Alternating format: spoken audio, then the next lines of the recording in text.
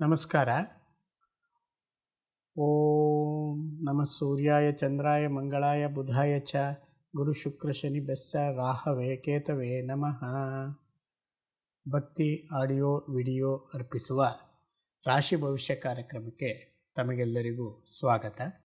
ಸಿಂಹರಾಶಿಗೆ 2024 March ತಿಂಗಳಲ್ಲಿನ ಭವಿಷ್ಯ ಹೇಗಿದೆ ತಿಳಿಸ್ಕೊಡಿ ಗುರುಗಳೇ. 2024 ಮಾರ್ಚ್ ತಿಂಗಳಲ್ಲಿ ಸಿಂಹರಾಶಿಯವರಿಗೆ ಗ್ರಹಗಳ ಸ್ಥಿತಿಯನ್ನು ನಾವು ಗಮನಿಸೋದಾದರೆ 7 ಮತ್ತು 8ರಲ್ಲಿ ರವಿ ಸಂಚಾರ ಅಂಥೇಳಿ, ಅಂದರೆ ಮಾರ್ಚ್ 15ರವರೆಗೂ ಸಪ್ತಮದಲ್ಲಿ ರವಿ ಸಂಚಾರ ಮಾಡೋದ್ರಿಂದ ಉದರ ರೋಗಗಳು, ಮಾನಹಾನಿ, ಹಾಗೆ ಪೈಲ್ಸ್ ಅಂತ ಹೇಳ್ತೀವಲ್ಲ, ಗುದ ರೋಗಗಳಿಂದ ಬಳಲುವಂತಹ ಒಂದು ಅವಕಾಶಗಳು ಕಾಣ್ತಾ ಇದೆ. ಅದರಿಂದ ಆರೋಗ್ಯದ ವಿಷಯದಲ್ಲಿ ಸಾಕಷ್ಟು ಎಚ್ಚರಿಕೆ ವಹಿಸುವಂಥದ್ದು ಒಳ್ಳೆಯದು. 15ರ ನಂತರ ಅಷ್ಟಮದಲ್ಲಿ ಸಂಚಾರ ಮಾಡೋದ್ರಿಂದ ಈ ಕೆಮ್ಮು, ಕಫ, ಉಬ್ಬಸ ರೋಗಗಳು ಸಹ ಅನಾನುಕೂಲಗಳನ್ನು ಉಂಟು ಮಾಡುತ್ತೆ. ಕಲಹಗಳು ಉಂಟಾಗುತ್ತೆ, ರಾಜಭಯ, ಈ ಎಲ್ಲ ಕಾರಣಗಳಿಂದ ರವಿಯಿಂದ ಉತ್ತಮ ಫಲಗಳು ಕಂಡು ಬರ್ತಾ ಇಲ್ಲ ಸಿಂಹರಾಶಿಯವರಿಗೆ. ಸಿಂಹರಾಶಿಯವರಿಗೆ ರವಿ ರಾಶ್ಯಾಧಿಪತಿ ಆಗಿದ್ರೂ ಸಹ ಈ ಎಲ್ಲ ರೀತಿಯಾದಂಥ ತೊಂದರೆಗಳು ನಾವು ಹೇಳಿದ್ದೀವಿ ಸ್ವಲ್ಪ ಪ್ರಮಾಣದಲ್ಲಿ ಅನುಭವಿಸ್ಬೇಕಾಗತ್ತೆ. ಹಾಗೆ 6 ಮತ್ತು 7ರಲ್ಲಿ ಕುಜ ಸಂಚಾರ ಮಾಡೋದ್ರಿಂದ ಮಾರ್ಚ್ 16ರವರೆಗೂ ಕುಜನಿಂದ ಉತ್ತಮವಾದಂತಹ ಒಂದು ಫಲಗಳು, ಶತ್ರುಗಳ ವಿರುದ್ಧ ಜಯ, ನಿವೃತ್ತಿ, ಸಕಲ ಕಾರ್ಯಗಳಲ್ಲಿ ಜಯ ಸಿಗುತ್ತೆ, ರೋಗಶಾಂತಿ, ವಿಜಯ, ಧನಪ್ರಾಪ್ತಿ, ಅಂದರೆ ಈ ರೀತಿಯಾದಂಥ ಶುಭ ಫಲಗಳನ್ನೇ ನೀವು ಕುಜನಿಂದ ನೋಡ್ಬೋದು. ಆದರೆ 15ರ ನಂತರ ಕುಜ ಸಪ್ತಮದಲ್ಲಿ ಬರೋದರಿಂದ ನೇತ್ರ ರೋಗದ ಬಗ್ಗೆ ಸ್ವಲ್ಪ ಎಚ್ಚರಿಕೆ ಇದ್ದರೆ ಒಳ್ಳೆಯದು. ಕಣ್ಣುಗಳ ಆರೋಗ್ಯದ ಬಗ್ಗೆ ಎಚ್ಚರಿಕೆ ವಹಿಸಿ. ಸಪ್ತಮದಲ್ಲಿ ಬುಧ ಸಂಚಾರ ಮಾಡೋದ್ರಿಂದ 7ನೇ ತಾರೀಕುವರೆಗೂ ಸ್ವಲ್ಪ ಆಂತರಿಕ ಕಲಹಗಳಿಂದ ಬಳಲಬೇಕಾಗತ್ತೆ.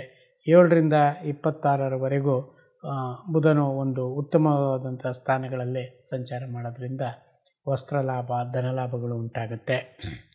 ನಂತರ 26ರ ನಂತರ ಕೆಲವೊಂದು ಸಣ್ಣ ಪುಟ್ಟ ರೋಗಗಳು ಬಾಧಿಸುತ್ತೆ, ಸ್ವಲ್ಪ ಎಚ್ಚರಿಕೆಯಿಂದ ಇರೋದು ಒಳ್ಳೆಯದು. ಹಾಗೆ 6 ಮತ್ತು 7ರಲ್ಲಿ ಶುಕ್ರ ಸಂಚಾರ ಮಾಡೋದ್ರಿಂದ ಶುಕ್ರನ ಫಲಗಳು ಅಷ್ಟೊಂದು ಶುಭದಾಯಕವಾಗಿರೋದಿಲ್ಲ. 6ರಲ್ಲಿ ಸಂಚಾರ ಮಾಡಬೇಕಾದ್ರೆ ರೋಗಪೀಡೆ, ಸಂತಾನದ ವಿಷಯದಲ್ಲಿ ಕೆಲವೊಂದು ಅನಾನುಕೂಲಗಳು ಏರ್ಪಡುತ್ತೆ 7ನೇ ತಾರೀಕಿನವರೆಗೂ. 7ರ ನಂತರ ಸ್ತ್ರೀ ಸೀಮಿತವಾದಂಥ ಅಶುಭ ಫಲಗಳು ಅಂತ ಹೇಳ್ತೀವಿ, ಅಂದರೆ ಸ್ತ್ರೀಯರಿಂದ ಬಾಧಿಸಲ್ಪಡುವಂಥದ್ದು ಜಾಸ್ತಿ ಇದೆ. ಆದ್ದರಿಂದ ಸ್ವಲ್ಪ ಎಚ್ಚರಿಕೆಯಿಂದ ಇದ್ದರೆ ಒಳ್ಳೆಯದು. ಇನ್ನು 9ರಲ್ಲಿ ಗುರು ಸಂಚಾರ, ಭಾಗ್ಯಸ್ಥಾನದಲ್ಲಿ ಗುರು ಅತ್ಯುತ್ತಮವಾದಂಥದ್ದು, ಅಂದರೆ ಗುರುಬಲ ಇರುವಂಥ ಸಮಯ. ಆದ್ದರಿಂದ ಗೌರವ, ನೈಪುಣ್ಯತೆ, ಆಜ್ಞಾಸಿದ್ಧಿ, ಪುತ್ರ ಸುಖ, ಕರ್ಮಸುಖ, ಈ ರೀತಿ ಉತ್ತಮವಾದಂಥ ಫಲಗಳು, ಎಲ್ಲ ರೀತಿಯಾದಂತಹ ಲಾಭಗಳನ್ನು ಅಥವಾ ಭಾಗ್ಯವನ್ನು ಪಡೆಯುವಂಥ ಕಾಲ ಆಗಿರುತ್ತೆ ಗುರುವಿನಿಂದ. ಸಪ್ತಮದಲ್ಲಿ ಶನಿ ಗೋಚಾರ ಇರೋದರಿಂದ ಬಹಳಷ್ಟು ಅಲೆದಾಟಗಳು, ಅಂದರೆ ಅನಾವಶ್ಯಕ ಪ್ರಯಾಣ ಅಂತ ಏನು ಹೇಳ್ತೀವಿ ಅದು ಸಂಭವಿಸುತ್ತೆ. ಅಷ್ಟಮದಲ್ಲಿ ರಾಹು ಸಂಚಾರ ಮಾಡೋದ್ರಿಂದ ಅನಾನುಕೂಲಗಳು, ಮಹಾರೋಗಗಳು ಪ್ರಾಪ್ತಿಯಾಗುತ್ತೆ ಅಂಥೇಳಿ. ಅದರಿಂದ ನಿಮಗೆ ಏನಾದರೂ ಆರೋಗ್ಯದಲ್ಲಿ ಏರುಪೇರುಗಳಾದರೆ ತಕ್ಷಣ ಡಾಕ್ಟರ್ ನೋಡೋದು ಒಳಿತು. ಹಾಗೆ 2ರಲ್ಲಿ ಕೇತು ಸಂಚಾರ ಮಾಡ್ತಾ ಇರೋದ್ರಿಂದ ಧನ ನಷ್ಟ, ಕುಟುಂಬದಲ್ಲಿ ಕೆಲವೊಂದು ಕಲಹಗಳು ಉಂಟಾಗ್ಬೋದು.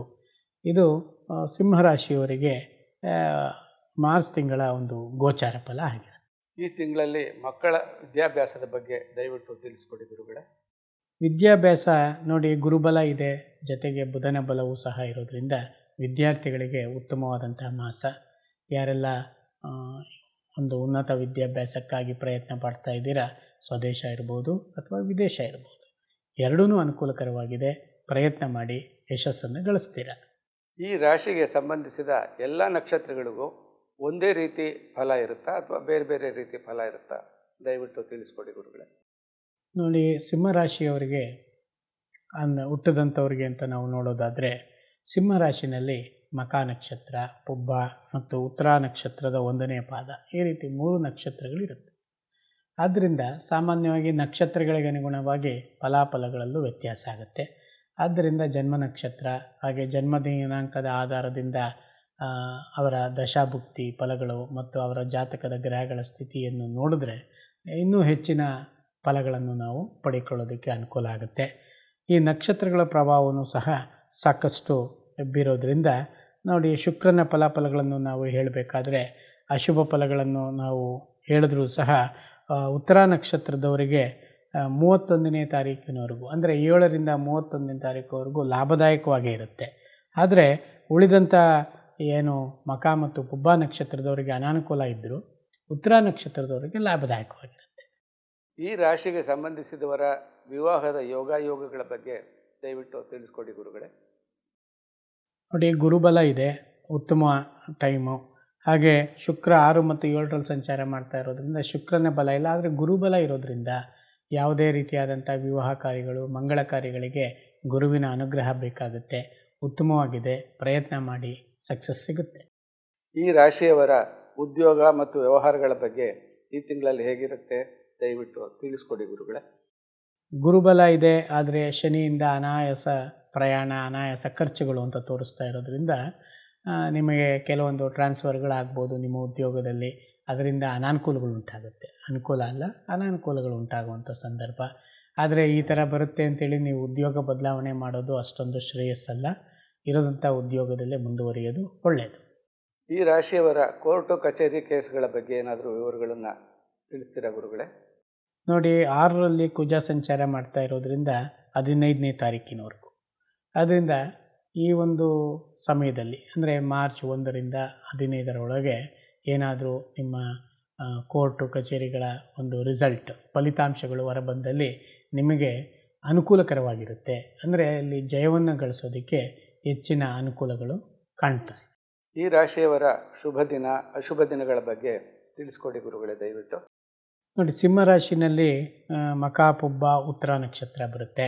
ಮಕ ನಕ್ಷತ್ರದಲ್ಲಿ ಜನಿಸಿರುವಂಥವ್ರಿಗೆ ತಾರೀಕು 1, 8, 22 ಮತ್ತು 28ನೇ ದಿನಾಂಕಗಳು ಶುಭದಾಯಕವಾಗಿದ್ದರೆ, ಪುಬ್ಬ ನಕ್ಷತ್ರದವರಿಗೆ 7, 15, 22 ಮತ್ತು 27ನೇ ದಿನಾಂಕಗಳು ಶುಭದಾಯಕವಾಗಿರುತ್ತೆ. ಹಾಗೆ ಉತ್ತರ ನಕ್ಷತ್ರ 1ನೇ ಪಾದದವರಿಗೆ 1, 8, 22 ಮತ್ತು 28ನೇ ದಿನಾಂಕಗಳು ಶುಭದಾಯಕವಾಗಿದ್ದು, ಹಾಗೆ ಅಶುಭ ದಿನಗಳು ಅಂದರೆ ಚಂದ್ರಾಷ್ಟಮದ ದಿನಗಳು ಅಂತ ಹೇಳ್ತೀವಿ. ಈ ತಿಂಗಳ 11 ಮತ್ತು 12ನೇ ದಿನಾಂಕಗಳು ಅಶುಭದಾಯಕವಾಗಿ ಇರುತ್ತೆ. ಆದ್ದರಿಂದ 11, 12ನ್ನು ವರ್ಜ್ಯ ಮಾಡೋದು ಒಳ್ಳೆಯದು. ಈ ತಿಂಗಳಲ್ಲಿ ಈ ರಾಶಿಯವರು ಮಾಡಿಕೊಳ್ಬೇಕಾದಂತಹ ಪರಿಹಾರದ ಕ್ರಮಗಳೇನು ದಯವಿಟ್ಟು ತಿಳಿಸ್ತೀರಾ ಗುರುಗಳೇ? ನೋಡಿ, ರಾಹು, ಕೇತು, ಶನಿ ಹಾಗೆ ರವಿಗ್ರಹವು ಸಹ ಉತ್ತಮ ಸ್ಥಾನದಲ್ಲಿ ಸಂಚಾರ ಮಾಡ್ತಾ ಇಲ್ಲ. ಆದ್ದರಿಂದ ಒಂದು ದುರ್ಗಾ ಪರಮೇಶ್ವರಿ ಅಭಿಷೇಕ ಒಂದು ಶುಕ್ರವಾರ ಮಾಡಿಸ್ಕೊಳ್ಳುವಂಥದ್ದು ಭಾಳ ಶುಭಕರ. ಹಾಗೆ ರವಿಯ ಪ್ರೀತ್ಯರ್ಥವಾಗಿ ರುದ್ರಾಭಿಷೇಕ ಒಂದು ಭಾನುವಾರ ಶಿವಾಲಯದಲ್ಲಿ ಮಾಡಿಸ್ಕೊಳ್ಳೋದು ಹೆಚ್ಚಿನ ಉತ್ತಮ ಫಲವನ್ನು ಸಿಗುತ್ತೆ.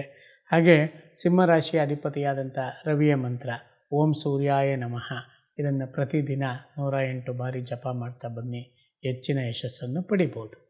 ಈ ರಾಶಿಯವರಿಗೆ ಈ ತಿಂಗಳಲ್ಲಿ ಒಟ್ಟಾರೆ ಎಷ್ಟು % ಚೆನ್ನಾಗಿದೆ ಅಂತ ಹೇಳಿ ಕೇಳ್ಬೋದಾ ಗುರುಗಳೇ? ಸಿಂಹರಾಶಿಯವರಿಗೆ ಗುರುಬಲನೂ ಇರೋದ್ರಿಂದ 75ರಿಂದ 80% ಶುಭದಾಯಕವಾಗಿದೆ.